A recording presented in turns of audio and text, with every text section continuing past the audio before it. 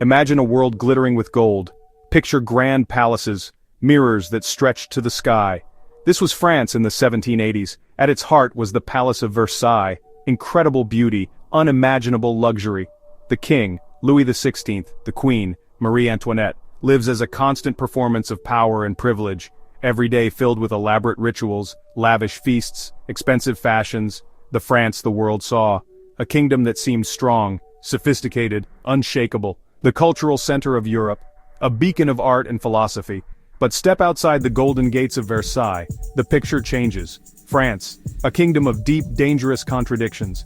Nobility dancing in gilded halls, most people struggling. The country divided into three strict social classes: the estates. The first estate, the clergy, people of the church. The second estate, the nobility. Together, they held almost all the wealth and power. They owned most of the land, they paid almost no taxes, comfortable lives protected by ancient rights and privileges. More than 97% belonged to the third estate. This was everyone else: poor farmers, city workers, shopkeepers, lawyers, doctors. They were the engine of France. They worked the land, created the goods, paid the heavy taxes that funded the kingdom, yet no voice, no power. A farmer could work his whole life and still face starvation. A baker in Paris watched the price of flour double overnight, making it impossible to feed his family. This vast inequality, a ticking time bomb. So, two Frances. The France of the court, a dazzling spectacle of wealth. The France of the people, hardship, hunger, frustration. For a long time, people accepted their place.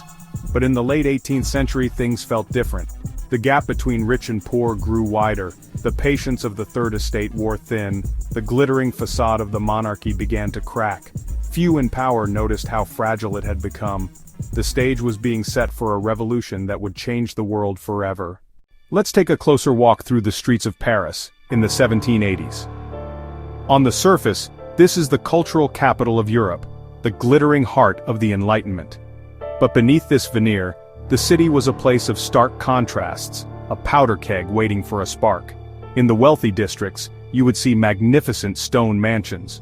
Horse-drawn carriages would clatter over the cobblestones, carrying aristocrats to the opera or to a private salon. Ladies and gentlemen would be dressed in the latest fashions, shimmering silk dresses, embroidered coats, and towering powdered wigs. They spent their days discussing art, music, and poetry. They lived in a world of refined manners and polite conversation, seemingly insulated from the harsh realities that lay just a few streets away. Their wealth was not just displayed, it was a statement of their superiority. Now let's turn a corner into a poorer neighborhood. Here the streets are narrow, dark, and crowded. The air is thick with the smell of unwashed bodies, animal waste, and the smoke from countless cooking fires. Tall, rickety tenement buildings lean against each other, blocking out the sun. Inside, families of 6 or 7 might live together in a single, cold, damp room. The people here are the workers of Paris, the blacksmiths, the weavers, the laundresses, and the laborers. Their hands are rough from hard work. Their clothes are simple and patched. Their main concern is not art or philosophy, but the price of bread. For them, a small increase in the cost of a loaf meant the difference between eating and starvation. This division was not just about money, it was woven into the law itself, a system of 3 social orders known as the estates. The first estate was the clergy, the second was the nobility. Together they were a tiny fraction of the population but held immense wealth and power. They had special rights. They could hunt on peasant lands, were tried in separate courts, and were exempt from most taxes. A nobleman could expect a high position in the army or the church simply by birthright. The other 98% of France belonged to the third estate. This included everyone from the poorest laborer to wealthy merchants and lawyers. A talented man from this estate, no matter how clever or hard-working, would find his path to real power blocked at every turn. This system, the Ancien Regime, created a deep sense of injustice. It felt fundamentally unfair. The economic situation made everything worse. France was deeply in debt. The government had spent huge sums on expensive wars, including helping America in its own revolution against Britain. The lavish royal court at Versailles also cost a fortune to maintain, fueling public resentment. The king's ministers knew they had a problem. They tried to suggest reforms like a universal land tax, but the powerful nobles and clergy blocked these attempts every time.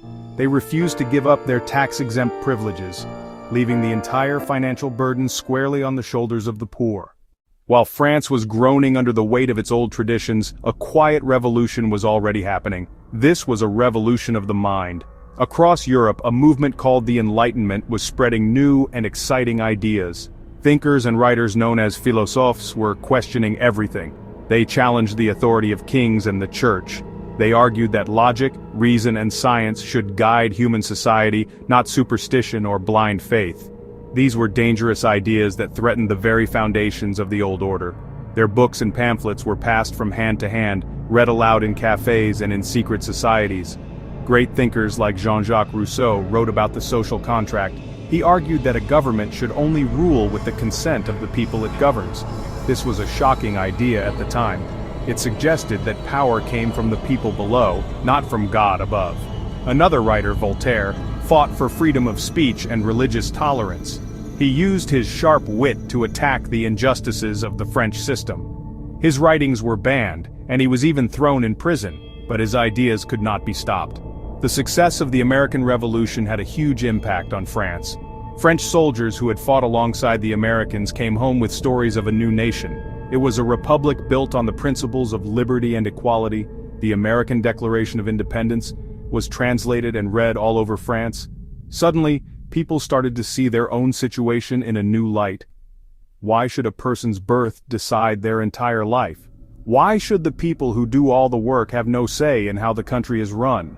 The language of the Enlightenment gave them the words to express their frustrations. Words like citizen, nation, rights, liberty began to enter everyday conversation. The air in France was buzzing with a new and powerful sense of possibility, and a growing demand for change. At the very top of this fragile system sat King Louis XVI. He was not a cruel man. In fact, by all accounts, he was well-meaning. He wanted to be a good king. He had simple hobbies. He loved hunting. He was fascinated by locks. He was fascinated by mechanics. But he was not a strong leader.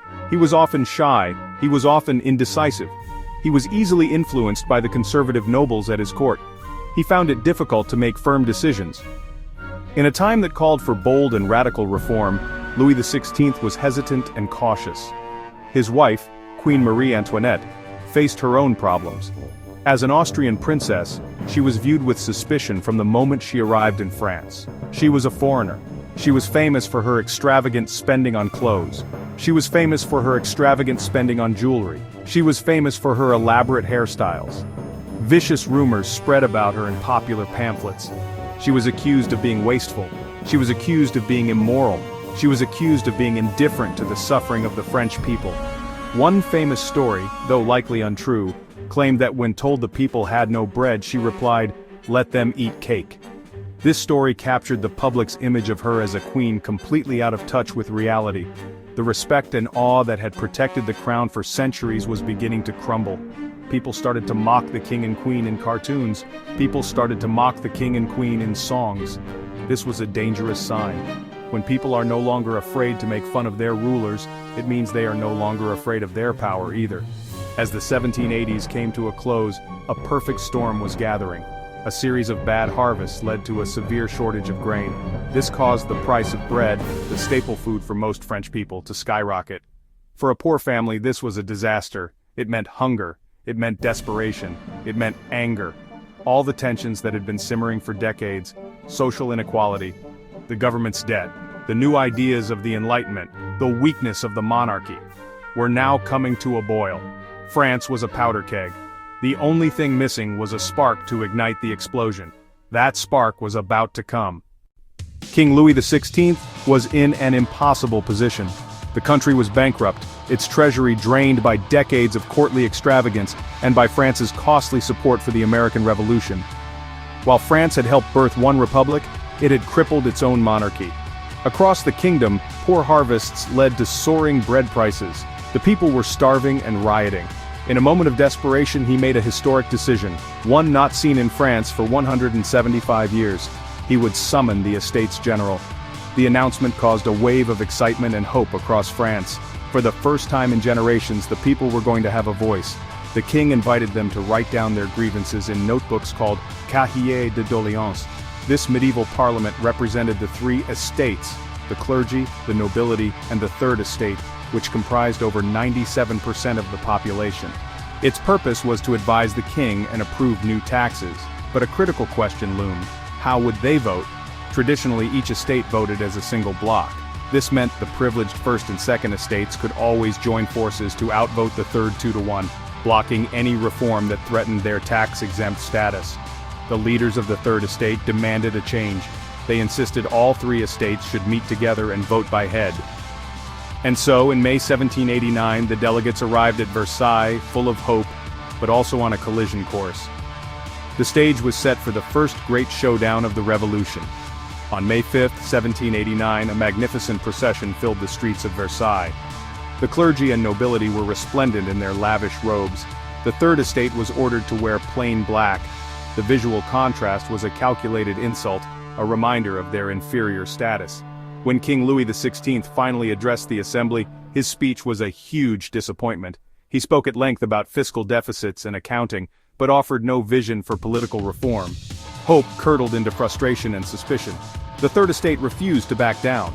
For 6 weeks, a tense standoff paralyzed Versailles. They refused to do any business, or even verify their own credentials, until all three estates agreed to meet as a single assembly. On June 17, they took an even more radical step. In a revolutionary act of self-empowerment, they voted to declare themselves the National Assembly, claiming sovereignty in the name of the French people. The king's response was to lock them out of their meeting hall. On the morning of June 20th, the delegates arrived to find the doors barred and guarded. Refusing to be defeated, they moved to a nearby indoor tennis court. There, they swore the famous tennis court oath, a solemn vow not to separate until a constitution for the kingdom was established. It was an act of collective defiance. He spoke with a stern voice and declared the decisions of the National Assembly illegal and void. He ordered the estates to disperse. The delegates of the Third Estate did not move. When the king's master of ceremonies repeated the order, Comte de Mirabeau rose to his feet and thundered, "Go and tell those who sent you that we are here by the will of the people, and we will not leave except by the force of bayonets." In late June and early July, Louis XVI began quietly moving loyal and mostly foreign regiments into positions around Paris and Versailles. To the anxious Parisians, it looked like the prelude to a military crackdown to dissolve the National Assembly. The final spark came on July 11th. The king dismissed his popular finance minister Jacques Necker, a man seen by the people as their advocate in the government. When the news hit Paris the next day, it was seen as confirmation of a royal plot. The city exploded into open rebellion. On the morning of July 14th, the city of Paris was in a state of armed insurrection. The people had seized muskets, but they needed gunpowder to use them. Their target became the Bastille, a grim medieval fortress used as a state prison. It was a hated symbol of royal tyranny, and it was rumored to hold the gunpowder they desperately needed. A huge crowd of ordinary Parisians marched towards the fortress. The battle for the Bastille began. For hours, the crowd was held back by the fortress's defenders. Then the tide turned. A group of mutinous soldiers from the French Guard arrived with cannons, aiming them at the main gate. In the chaos that followed, the governor, Delaunay, was brutally killed, his head paraded through the streets on a pike. The fall of the Bastille was a stunning victory for the revolutionaries. Its symbolic power was immense. The people had attacked an unassailable symbol of royal power, and they had won. The revolution had found its fire. The king's failed escape sent shockwaves through France. His attempt to flee was seen as an act of treason. The calls for an end to the monarchy grew louder. The other crowned heads of Europe issued the Declaration of Pillnitz. In April 1792, the French Assembly declared war on Austria and Prussia. On August 10, 1792, anger exploded. A massive crowd marched on the Tuileries Palace. The palace was stormed. The monarchy was finished. In the first week of September, sans-culotte mobs descended on the prisons. Over 4 days, more than 1,200 people were murdered. A new, more radical national convention was elected. Its first act, abolish the monarchy and declare France a republic. The new national convention had to decide what to do with citizen Louis Capet. The radical Jacobins argued that the king must be put on trial for treason. The convention voted, and by a narrow majority, sentenced him to death. On January 21, 1793, Louis XVI was taken by carriage to the Place de la Révolution. The heavy angled blade of the guillotine fell. A guard picked up the severed head and showed it to the crowd. The king's execution sent shockwaves across Europe, leading Great Britain, Spain, and the Dutch Republic to join the war against France. Internally, a massive peasant rebellion erupted in the devoutly Catholic Vendée region. Faced with this desperate crisis, the National Convention took extreme measures. It created the Committee of Public Safety. The committee, soon dominated by the formidable and incorruptible Robespierre, declared that terror is the order of the day.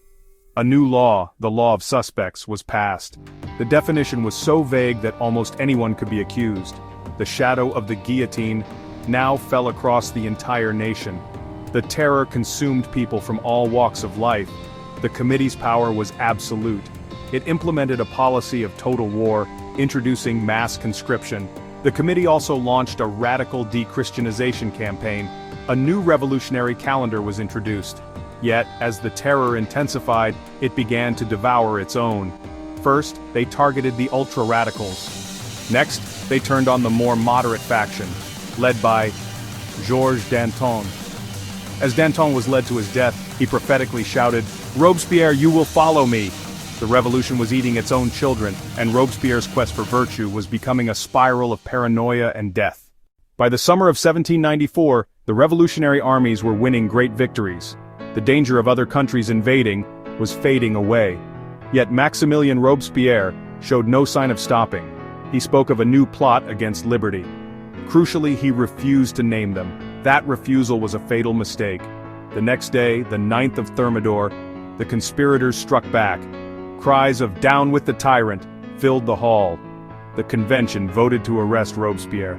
The next day, without trial, he and 21 followers were taken to the Place de la Révolution. The man who'd become the symbol of the terror met his end on the guillotine. The fall of Robespierre marked a major turning point. The reign of terror was over. A wave of relief swept across France. The men who now led France were determined to prevent another dictatorship. They set about writing a new constitution, designed to create stability by limiting popular power. The new government was called the Directory. In reality, it was weak and ineffective. The government was plagued by corruption. The Directory faced threats from both sides. The government became increasingly dependent on the army to maintain order. While the Directory struggled, a young and brilliant general was making a name for himself. His name was Napoleon Bonaparte. The Italian campaign of 1796 to 1797 was a stunning success. He led them to a series of lightning victories. His next ambitious plan, an invasion of Egypt, his fleet was destroyed by the British Navy. This left Napoleon and his army stranded. Seeing his opportunity, Napoleon secretly abandoned his army and made a dramatic and unexpected return to France, where he was greeted as the nation's savior. The coup was planned for November 9th. The next day, things started to go wrong. It was Napoleon's brother, Lucien Bonaparte, who saved the day. The coup was a success by military force. That evening, a small group of remaining deputies formally abolished the Directory and appointed Napoleon and 2 others as the new leaders of France. The French Revolution was over. A general was now in charge.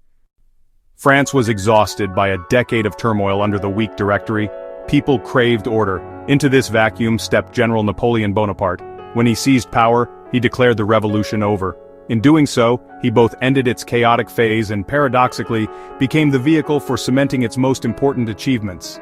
His most lasting achievement was the Napoleonic Code. Before it, France was a patchwork of legal systems. The code created a single, rational body of law, confirming revolutionary principles: equality of all male citizens, abolition of feudalism, and religious freedom.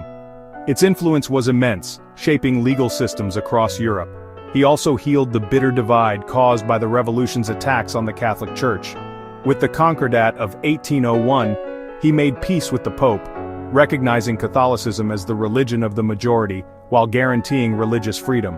Churches reopened, restoring a fragile spiritual peace. However, this stability came at a steep price: liberty. Napoleon was an autocrat with little patience for dissent. He shut down newspapers and deployed a secret police force to imprison political opponents. The vibrant political debate of the revolutionary years was silenced. In 1804, he dispensed with the fiction of the Republic. In a lavish ceremony, he crowned himself emperor.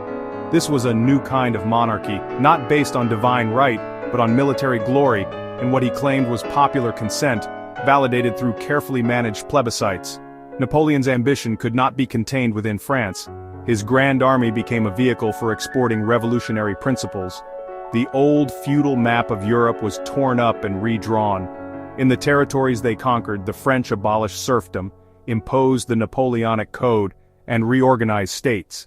Yet, this process had an unintended, ironic consequence. While bringing reform, French domination also stoked resentment.